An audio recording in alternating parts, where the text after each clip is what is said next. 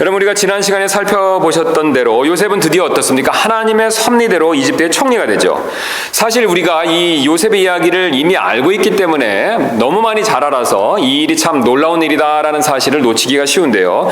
사실 이 일은요, 이집트 시대, 그 당시 요셉이 활동했던 이 시대로 돌아가서 보면요, 결코 평범한 일이 아니죠. 여러분, 왜 그랬습니까?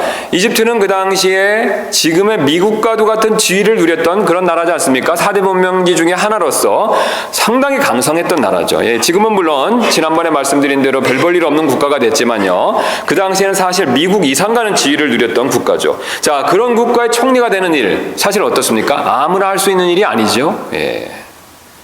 게다가 요셉의 출신이 어떻습니까? 히브리인에다가 노예였다가 죄수였습니다. 이걸 애써 지금 상황에 이렇게 빗대어서 말씀드리면, 마치 이것은요, 어떤 사람이 미국으로 인신매매로 팔려왔다가 감옥에 갇히고 그 후에 나중에 미국의 부통령이 되는 그런 것과 비슷하다는 것이죠. 뭐 굳이 우리 캐나다로 치면 어떻습니까? 총리가 되는 그런 일이 벌어진 것이죠. 사실 기적과도 같은 일이죠. 게다가 요셉의 권위는 날로 더 높아져서 우리가 지난 시간에 살펴봤던 41장 55절의 말씀을 보시면요, 파라오조차도 이렇게 얘기를 하고 있습니다. 55절 말씀입니다. 올라가셔서 55절 말씀 보시면, 이집트 온 땅이 굶주리게 되매 백성들이 파라오에게 부르짖어 빵을 구함으로 파라오가 모든 이집트 사람들에게 이르되, 자, 그 다음에 파라오가 이집트 사람들에게 구체적으로 어떤 말을 해주는 것이 아니라 어떻습니까? 놀랍게도 요셉에게 가서 그가 시키는 대로 다 해라. 이게 무엇을 보여주고 있습니까? 지금 모든 권한이요, 누구한테 넘어갔다는 것이죠? 요셉에게 넘어갔다는 것이죠. 특별히 이제 풍년이 지나고 흉년이 시작된, 우리 뒤에 있는 말씀을 봤을 때 한 2년 정도 지난 걸로 요셉이 스스로 얘기를 하죠. 그래서 풍년이 지나고 기근이 시작된 2년이 됐었을 때 그 시점에서 사실은 요셉은요, 이집트의 모든 실권을 맡은 거죠. 이집트 전체 살림, 이 기근 때의 모든 살림을 지금 도맡아서 하고 있는 것이죠. 사실 요셉이 이집트의 이 살림을 맡아서 처리할 수 있었던 것은요, 절대로 준비 없이 된 일이 아닙니다. 우리가 이 성경을 유심히 보지 아니하시고 요셉이 그냥 꿈을 해석해서 곧바로 총리가 됐다라고만 생각하실 수 있는데요, 그렇지 않습니다. 사실 하나님께서 요셉이 총리로서 이집트의 모든 살림을, 특별히 가장 어려웠었을 때요, 뭐 풍년일 때는 경제가 좋으니까, 지금 표현대로 경제가 좋으니까 누가 해도 사실 어떻습니까? 경제를 이끌고 나라를 이끌고 나라의 살림을 맡는 일이 쉬운 일이죠, 상대적으로. 그러나 기근일 때, 가장 어려울 때, 그것도 가장 어려운 시기에 이 살림을 맡아서 하는 일은요, 사실 결코 준비 없이는 할 수 없는 일이라는 거죠. 그래서 하나님께서는 이 요셉을 철저히 사실 미리부터 준비시키셨죠. 우리가 아시는 대로 어떻습니까? 보디발의 집에서 요셉이 한 일이 무엇입니까? 그 집안의 살림을 맡는 일이죠. 여러분 기억나시죠? 다른 일이 아닙니다. 보디발의 집에 살림을 맡는 일을 했죠. 또 감옥에서도 무슨 일을 했습니까? 감옥 살림 맡는 일을 했죠. 게다가 심지어는요, 이 야곱이 채색 옷을 요셉에게 입힌 것을 보았었을 때 집에서도 아버지의 살림의 상당 부분을 맡았다라는 것을 우리가 추측해 볼 수가 있습니다. 왜 그러냐면요, 이 채색 옷은 우리나라 사람들이 입는 옷과 같은 그런 색동 저고리가 결코 아닙니다. 이 소매가 길고요. 그래서 이 소매가 긴 것은 무엇을 의미하고 있냐면요, 일을 하지 않는다는 겁니다. 그 당시 사람들은 이 일을 할 때 이렇게 소매를 짧게 하는 옷을 입고 이것을 걷어서 이렇게 일을 했는데, 그리고 또 우리 베드로 서신에서 나온 것처럼 허리를 동이라고 해서 옷을 이렇게 허리를 질끈 묶고 그렇게 일을 했습니다. 그런데 채색 옷은 이 소매가 긴 옷으로서 우리로 굳이 치면 이 도포 같은, 양반 도포 같은 옷이죠. 채색 옷을 입혔다라는 것은요, 색동 옷을 입혔다는 의미가 아니라 바로 요셉에게 야곱이 집안에서 살림을 관리하는 그런 일을 맡겼다는 것이죠. 그래서 형들의 미움을 많이 받았던 바로 그 배경이 되는 것이 이 요셉이 사실 아버지의 살림을 상당 부분 맡았다는 겁니다. 이처럼 요셉은요, 자기 집에서 살림 맡는 일을 해봤고, 어떻습니까? 보디발의 집에서도 살림 맡는 일을 해봤고요, 심지어는 감옥에서도 살림 맡는 일을 해봤죠. 무려 몇 년 동안 했습니까? 각각의 기간 동안, 특별히 보디발의 집과 그 다음에 감옥에서 몇 년씩 했는지 정확히 성경이 말씀하고 있지 않지만요, 어쨌든 총 기간이 13년 동안 살림 맡는 일을 했다는 것이죠. 그리고 그 살림 맡는 일을 했을 때 요셉이 어떻게 했습니까? 절대로 게으름을 부리지 않았다는 거죠. 상당히 매우 성실하게 그 일을 맡아서 행했다는 것입니다. 사실 요셉은요, 이런 준비 과정이 있었기 때문에 지금 파라오의 살림받는 일을 잘 감당할 수 있었다는 겁니다. 사실 우리는 여기서 아주 중요한 사실을 배우게 되는데요. 이 세상에 있는 그 어떤 일이라고 하더라도요, 이 준비 없이 갑자기 잘 해낼 수 있는 일은 없다는 것이죠. 오늘 하나님께서는요, 아무런 준비 없이 요셉에게 덜컥 이집트 총리직을 맡기신 것이 절대로 아니라는 겁니다. 하나님께서는 앞에서 말씀드린 것처럼 섭리 가운데서 그를 훈련시키시고 준비시키신 것이죠. 여러분, 우리 생각에는 어떻습니까? 이 나라 살림을 맡는 총리직은 참 좋아 보이고 훌륭해 보이고 해볼 만한 일 것처럼 보이고요. 집안 살림 맡는 일, 또 감옥에서 살림을 맡는 일, 이건 별거 아닌 일 같이 생각할 수 있습니다. 여러분, 그러나 하나님 보시기에는 똑같다는 것이죠. 왜 그렇습니까? 이 관리하는 일은요, 관리하는 일에 있어서 원리는 동일하다는 것이죠. 집안의 살림을 관리하든 감옥을 관리하든 나라의 살림을 관리하든 관리하고 그것을 잘 운용하는 지혜는 동일하다는 겁니다. 여러분, 왜 그렇습니까? 하나님께서는요, 관리하는 동일한 원리를 두고 그것들을 수행해 나가시기 때문에 그렇다는 것이죠. 사실 여러분, 우리 역시 마찬가지가 된다는 것이죠. 요셉뿐만 아니라, 요셉은 아시는 대로 어떻습니까? 그리스도에 대한 모형이죠. 우리 그리스도인들에 대한 전형적인 본이 되는 사람이죠. 하나님께서 요셉뿐만 아니라 요셉만 이렇게 관리하는 일을 통해서 이집트 총리를 맡기신 것이 아니라요, 하나님께서는 구원받은 우리 역시, 우리 그리스도인들 역시 장차 이 천년왕국에서 그리스도와 함께 다스릴 일을 예비해 놓고 계획해 놓고 계시죠. 여러분, 이 사실 믿으시죠? 예, 저는 분명히 믿고 있습니다. 그리고 하나님께서는 그 일을 위해서요, 놀랍게도 바로 지금부터 우리의 가정과 직장과 교회에서요, 요셉처럼 우리를 훈련시키고 계시다는 것이죠. 사실 주님께서는 우리에게 물질과 시간을 맡기셨습니다. 또한 우리에게 가장으로서 가정도 맡기셨죠. 또한 세상 일도, 직장 일도 주님이 주셔서 우리에게 맡겨주셨죠. 그 다음에 우리에게 교회 일도 맡겨주셨습니다. 사실 우리가 맡겨주신 일을요, 요셉처럼 잘 감당할 때 우리 주님께서 약속하신 것처럼 장차 다가오는 세상에서 더 큰 일을 반드시 우리에게 허락해 주실 것이죠. 예수님께서 이 사실을 문화 비유로 다음과 같이 말씀하신 적이 있는데요. 누가복음 19장 16절부터 19절 말씀입니다. 제가 읽도록 하겠습니다.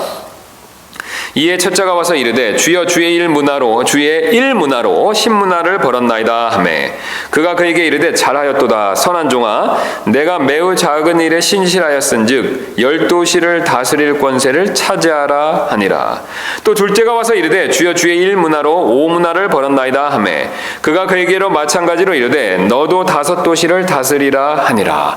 물론 이 비유기 때문에 구체적인 해석에 있어서는 약간씩의 차이가 있지만 사실 공통되게 모든 분들이 인정하고 이 말씀을 이해하는 내용은 동일하다는 것이죠. 여러분, 어떻습니까? 주님께서 우리에게 청지기로 맡겨주셨고 그 일을 담당할 때요, 다가오는 세상에서 그리스도의 천년왕국에서 그것에 따라서 다스리는 일에 우리가 동참한다는 것이죠.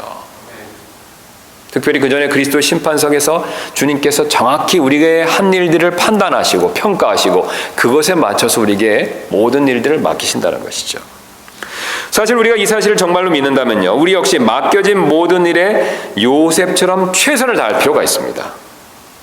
우리의 가정일이나 교회일이요, 사실 어떻게 봤었을 땐 이 세상에 있는 높은 직책의 일보다 별거 아닐 수 있다라고 생각할 수도 있습니다. 여러분, 그러나 그렇게 생각해서는 안 된다는 것이죠. 여러분, 요셉의 입장에 돌아가 생각해 보시기 바랍니다.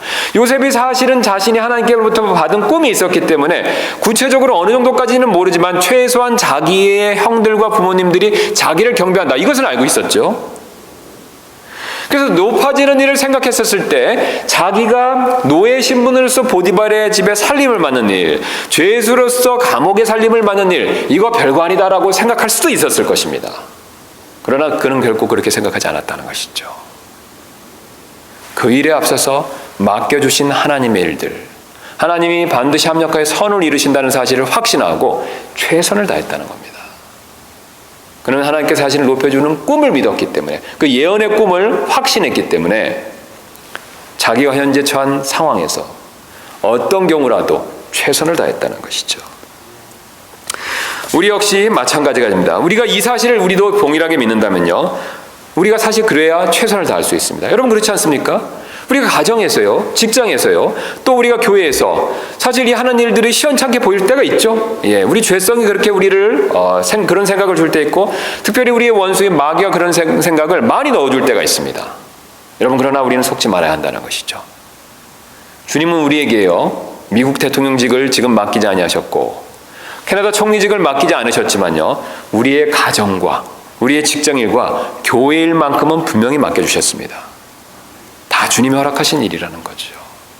그런데 우리가 그 일을 오늘 요셉처럼 최선을 다해서 감당했었을 때요, 주님은 그것에 대해서 우리에게 다가오는 세상에서 주님과 더불어 다스리는 그런 더 큰 일을 허락하실 것을 약속하고 계신다는 것이죠.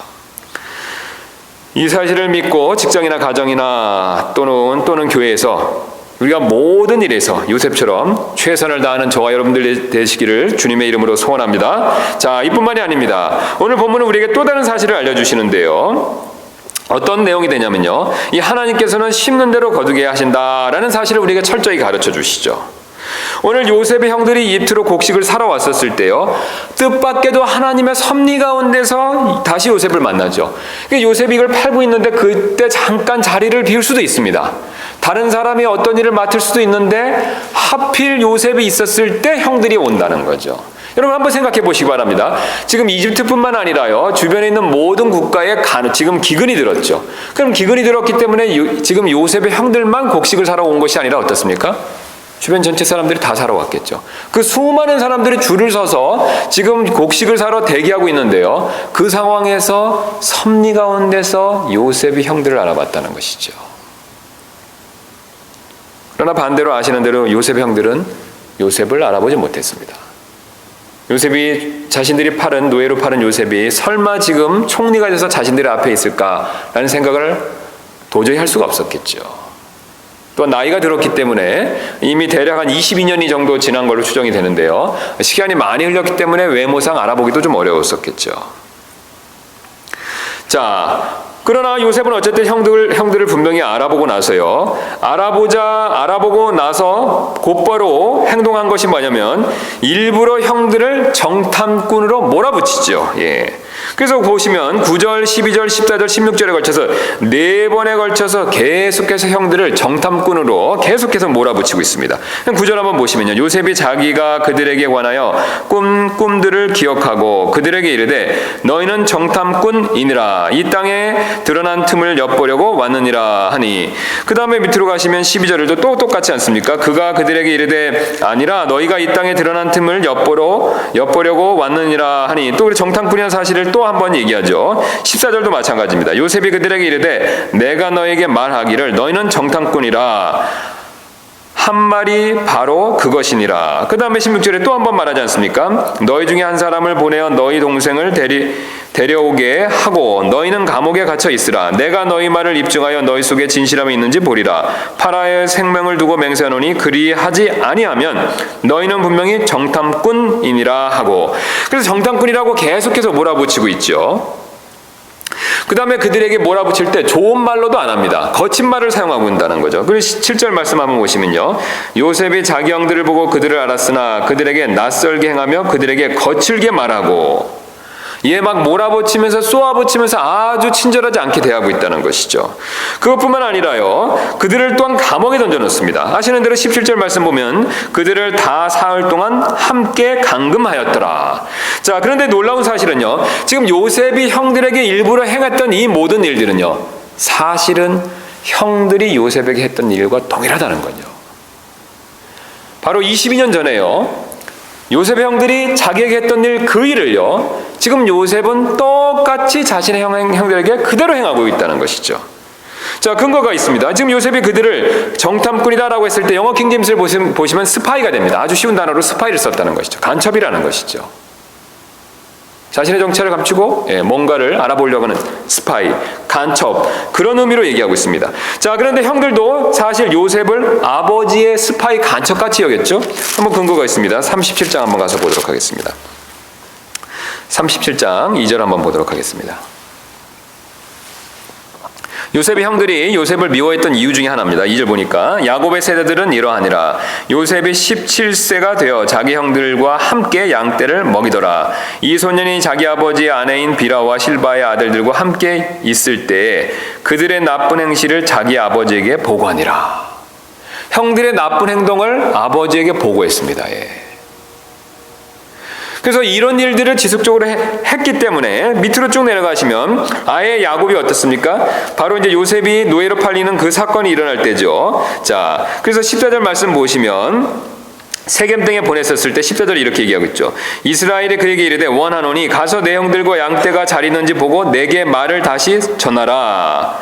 지금 아버지 야곱이 요셉을 형들이 있는 세겜으로 보내는 목적이 뭡니까? 잘 있는지 보고 오라는 거죠. 자, 그러나 아버지의 의도는 무엇이 되겠습니까? 형들이 엉뚱한 짓 안 하는지 잘 보고 나한테 보고하라는 거죠. 사실 요셉의 형들은 그것을 잘 알고 있었죠. 요셉이 아버지에게 자신들의 나쁜 행실을 보고하는 사람이다. 그래서 요셉 형들은요, 사실 요셉을 미워했던 이유 중에 하나가 뭐냐면 아버지에게 보고하는, 아버지의 스파이, 아버지의 정탐꾼 같은 역할을 조금 했기 때문에 그래서 미워했던 이유가 있었다는 것이죠. 자, 그 다음에 요셉이 그들에게 말을 거칠게 했는데 형들도 마찬가지입니다. 37장 4절 보겠습니다. 그의 형제들은 자기들의 아버지가 그의 모든 형제들보다 그를 더 사랑하는 것을 보고 그를 미워하여 그에게 평안하게 말도 할 수 없었더라. 여러분 어떻습니까? 요셉 형들 역시 어떻습니까? 요셉에게 결코 친절하게 따뜻한 말조차 하지 않았다는 것이죠. 거칠게, 그 다음에 평안하게 말을 하지 않았다는 것이죠. 그 다음에 요셉은 그들을 감옥에 던졌는데요. 잘 아시는 대로 형들도 어떻습니까? 요셉을 구덩이에 던져 넣었죠. 24절에 이렇게 말씀하고 있지 않습니까? 그를 붙잡아 구덩이에 던졌는데 그 구덩이는 비어있고 그 속에는 물이 없더라. 지금 사실 요셉은요, 형들이 자기에게 했던 일을 그대로 반대로 해주고 있습니다. 그대로 갚아주고 있다는 것이죠. 형들이 심은 것을 그대로 거두게 하고 있다는 것이죠. 물론 지금 요셉이 이렇게 하는 목적은요, 그들에게 복수하거나 안갚음을 하기 위해서 하는 것은 아니죠. 여러분 왜 그랬습니까? 지금 요셉은요, 하나님께서 자신에게 주신 꿈이 그대로 이루어지고 있다는 것을 이미 알아차렸죠. 그래서 최소한 9절 말씀 한번 다시 가서 보시면요, 지금 42장 9절에 요셉이 그것을 알아차렸죠. 요셉이 자기가 그들에 관하여 꾼 꿈을 기억하고 형들이 와서 자기에게 절하니까요, 이게 정말로 하나님이 지금 나에게 주신 꿈이 그대로 이루어지고 있구나라는 것을 알아차렸다는 것이죠. 그래서 요셉은요, 하나님께서 합력하여 지금 선을 이루시고 있구나라는 것을 이미 믿고 그것을 경험적으로 알고 있었기 때문에, 경험하고 있었기 때문에 이미 형들을 마음속으로 용서해 주었죠. 자, 그럼에도 불구하고 요셉이요, 없었던 일로 덮어주지 않고 이렇게 하는 이유가 있습니다. 여러분 왜 그렇습니까? 바로 그 형들의 잘못을 스스로 깨달을 수 있도록 도와주기 위해서죠. 그래서 궁극적으로 42장 21절에 보면 형들이 그것을 깨닫지 않습니까? 그들이 서로 이르되 우리가 우리 동생에 관하여 참으로 죄를 지었도다. 그가 우리에게 간청할 때 우리가 그의 혼의 고통을 보고도 들으려 하지 아니하였으므로 이 괴로움이 우리에게 임하는도다 하매. 여러분 아주 놀랍지 않습니까? 형들이 바로 자신들이 요셉에게 했던 일, 그 일을 똑같이 당하고 있다. 그것으로 인해서 지금 괴로워한다는 것이죠. 그래서 자신들이 지금 요셉의 간청을 외면했기 때문에 지금 자신들도 이 이집트 총리로부터 간청했던 일을 외면당한다라고 그렇게 고백하고 있죠. 또 자신들이 요셉의 괴로움을 보고도 듣지 않으려고 했기 때문에 지금 자신들도 똑같은 일을 당하고 있다라고 그렇게 자백하고 있습니다. 자신들이 요셉에게 한 일을 똑같이 당하자 자신들의 잘못을 깨닫기 시작했다는 겁니다. 여러분 사실 우리 역시 마찬가지가 되죠. 하나님께서는요, 우리에게도 종종 우리가 심은 대로 거두게 하실 때가 분명히 있습니다. 성경은 이 사실을 다음과 같이 말씀하시는데요. 속지 말라. 갈라디아서 6장 7절입니다. 하나님은 조롱당하지 아니하시나니 사람이 무엇을 심든지 또한 그것을 거두리라. 우리가 익히 잘 하시는 말씀이죠. 그래서요, 우리가 혹시 다른 사람을 억울하게 의심하면요, 하나님께서 이 원리대로 나도 억울한 의심을 받게 그렇게 허락하실 때도 있다는 것이지요. 지금 억울하게 요셉의 형들은요, 요셉을 의심했기 때문에, 정탐꾼으로 의심했기 때문에 그들도 어떻습니까? 억울하게 정탐꾼이라는 의심을 받고 있죠. 또 내가 다른 사람들에게 거칠게 대하면요, 나도 사실 거친 대접을 받을 수 있다는 겁니다. 심는 대로 거둔다는 것이죠. 또 내가 다른 사람들의 고통의 목소리에 외면하면요, 남도 나의 고통의 목소리를 외면할 수가 있다는 것이죠. 분명히 하나님께서 이런 일을 허락하실 때가 있습니다. 여러분, 그렇다면 왜 하나님께서 이런 일을 허락하실까요? 이렇게 허락하시는 이유는요, 바로 우리 역시 우리 스스로의 잘못을 깨달을 수 있도록 도와주시기 위해서죠. 우리가 정말로 이 사실을 믿는다면요, 누가 나에게 거친 말을 한다면요, 사실 우리는 그 사람을 탓할 게 아닙니다. 내가 혹시 다른 사람에게 거짓말을 했기 때문에 하나님께서 지금 심는 대로 거두시게 하셔서 저 사람이 나한테 지금 거짓말하는 것은 아닐까? 곰곰이 생각해 볼 필요가 있다는 것이죠. 또 누가 나를 어렵게 한다면요, 그 사람을 원망하고 미워하는 일만 해서는 안 된다는 것이죠. 내가 혹시 남을 어렵게 했기 때문에, 그런 일이 있기 때문에 이런 일을 내가 지금 당하고 있는 것은 아닌가라고 깊이 한번 반성해 볼 필요가 있다는 것이죠. 특히 내 가까운 사람들에게 그렇게 한 적은 없는가를 곰곰이 생각해 볼 필요가 있습니다. 지금 요셉의 형들은요, 자신의 동생인 요셉에게 그런 일을 했다는 겁니다. 멀리 있는 사람에게 그런 일을 한 것이 아니죠. 바로 자기의 동생에게 그런 일을 한 것이죠. 마찬가지로 오늘 우리 역시요, 요셉의 형들처럼 내 가족에게 어떤 자기가 잘못을 한 것은 아닌가라는 것을 한번 깊이 한번 생각해 볼 필요가 있습니다. 남편이나 아내에게 거친 말과 거친 행동을 한 적은 없는지, 또한 자녀들에게 그런 행동을 한 적은 없는지 한번 곰곰이 생각해 볼 필요가 있다는 것이죠. 또 교회에서도 역시 마찬가지가 됩니다. 누가 나를 교회에서 어렵게 한다면요, 오히려 내가 다른 지체에게 또 뭔가를 잘못해서 하나님께서 이걸 깨닫게 해주시는 것은 아닌가? 우리가 그런 지혜가 필요하다는 것이죠. 그러므로 지금 우리가 어떤 어려운 일을 겪고 있다면요, 하나님이나 다른 사람을 원망하기에 앞서서 내 자신을 정말 깊이 곰곰이 잘 되돌아볼 필요가 있습니다. 오늘 요셉의 형들이 잘못한 것이 정말 많았지만요, 한 가지 훌륭한 점이 있다면요, 바로 이런 상황에서 자신들을 되돌아보고 자신들의 잘못을 깊이 반성했다는 것이죠. 요셉의 형들로부터 본받을 유일한 교훈이 되겠습니다. 그러므로 우리 역시 마찬가지가 되죠. 스스로를 돌아볼 줄 아는 그런 지혜가 분명히 필요합니다. 그런 저와 여러분들 되시기를 주님의 이름으로 소원합니다. 자, 이뿐만이 아닙니다. 오늘 본문은 우리에게 한 가지 더 매우 중요한 교훈을 우리에게 가르쳐주고 계시는데요. 바로 어떤 내용이 되냐면, 하나님께서 우리가 모든 잘못에서 이 진심으로 온 마음을 다해서 회개하기를 원하신다는 것이죠. 오늘 요셉은요, 자신의 형들을 보자마자 곧바로 자신의 정체를 드러내고 형들을 이미 용서했기 때문에 환대할 수도 있었죠. 물론 아시는 대로 뒤에 요셉은 자신의 정체를 드러내고 형들을 되게 환대하죠. 예, 상당히 반갑게 받아줍니다. 그러나 요셉은요, 형들을 보자마자 그런 행동을 하지는 않았습니다.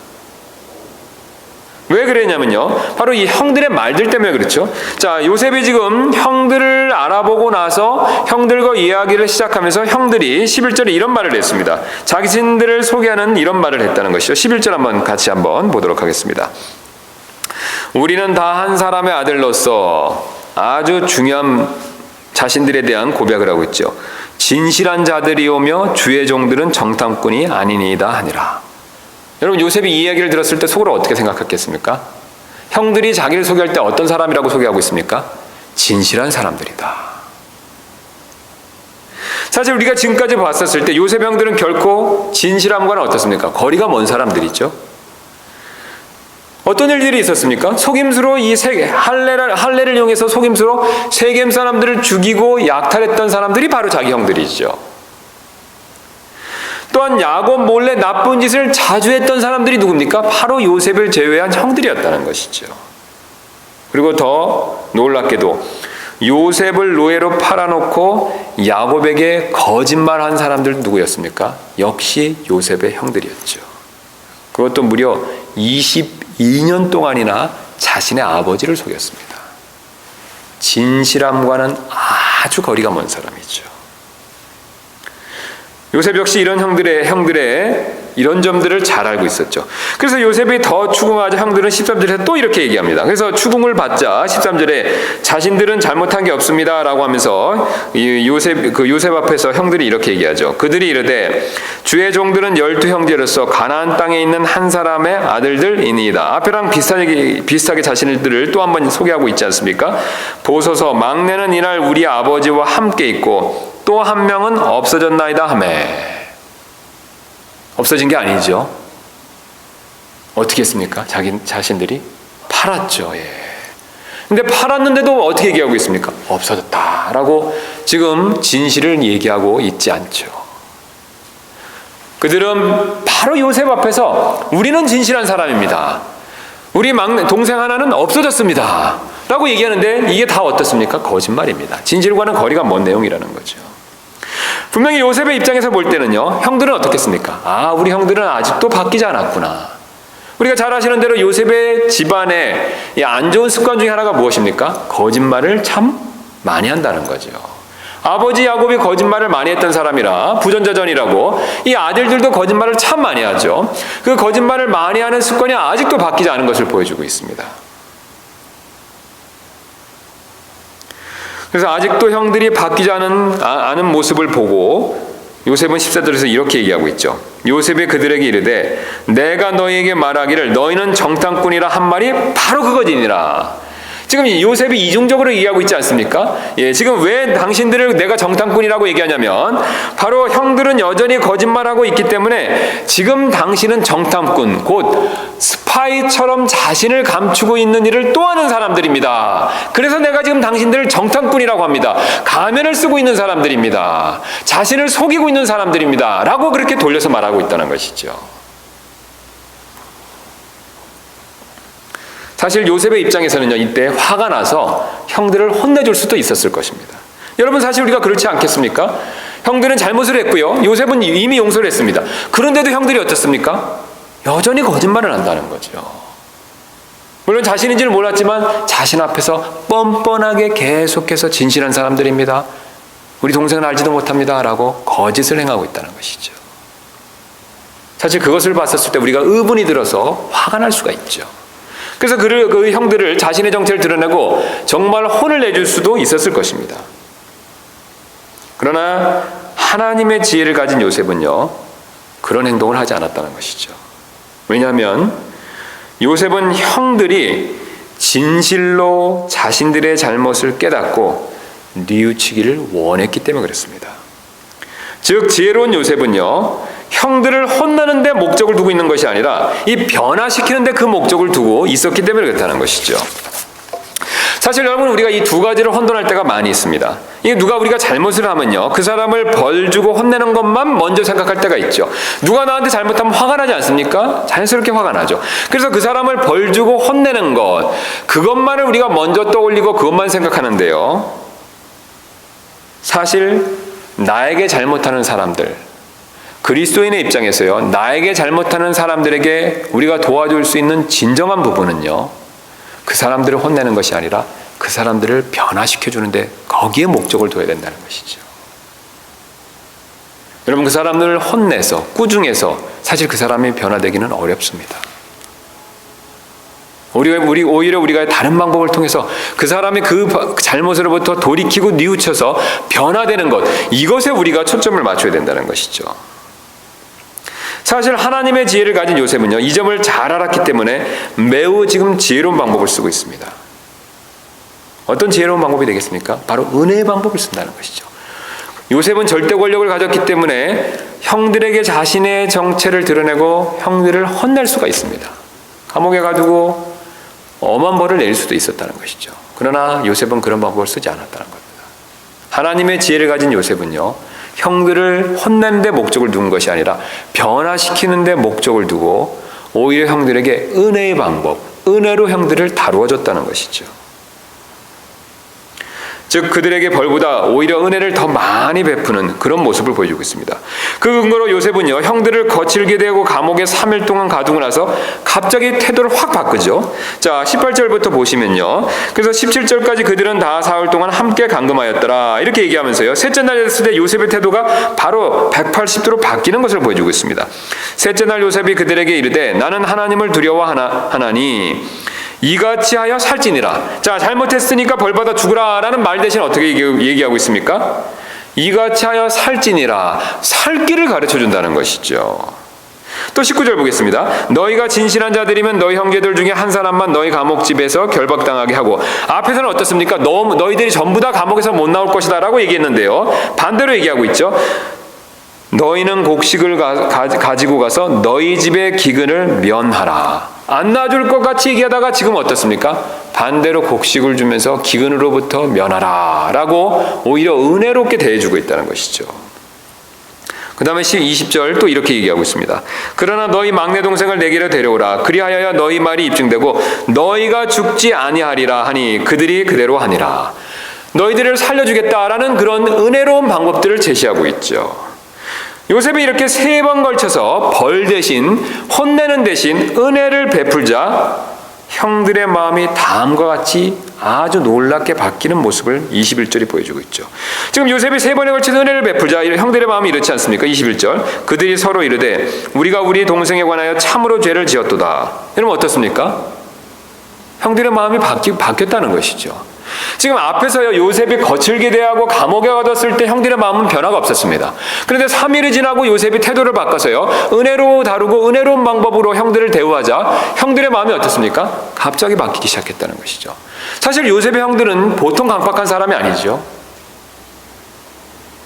쉽게 변할 사람들이 아니었습니다. 그래서 그들의 마음을요, 바꾸기 위해서 혼을 내는 대신요, 지혜로운 요셉은요, 은혜를 베풀었다는 것이죠. 은혜를 베풀자 놀랍게도 그들의 마음이 변하기 시작했다는 겁니다. 르우벤조차도 22절에 이렇게 고백하고 있죠. 르우벤이 그들에게 응답하여 이르되 내가 너희에게 말하여 이르기를 그 아이에게 죄를 짓지 말라 하지 아니하였느냐. 그래도 너희가 드리려 하지 아니하였느니라. 그러므로 보라 우리에게 그의 피도 요구하는도다 하니라. 뉘우치기 시작했다는 겁니다. 매가 아니라요, 은혜로 대해줄 때 뉘우치기 시작했다는 것이죠. 게다가 요셉은요, 형들을 생각해서 돈을 자루에 넣어주죠.